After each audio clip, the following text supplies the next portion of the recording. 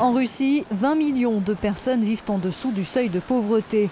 Un mauvais résultat pour le pouvoir à l'approche des législatives dimanche. Même si le parti Russie Unie de Dmitri Medvedev et Vladimir Poutine reste crédité de 56% des intentions de vote, le soutien au tandem s'est érodé, notamment en raison des inégalités entre riches et pauvres et entre Moscou et les régions.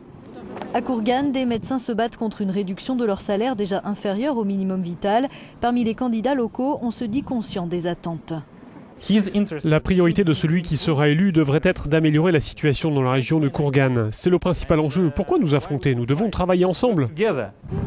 Dans cette région, on est loin des palaces des milliardaires moscovites. Vladimir Poutine lui-même a reconnu qu'il y avait un niveau dangereux de disparité sociale dans le pays.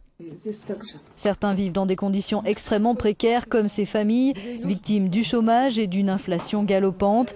Elle pourrait atteindre 7,5% sur l'année 2011. Les prix des produits alimentaires notamment s'envolent. Les autorités locales ont promis d'aider cette famille, mais en attendant, la situation est très difficile.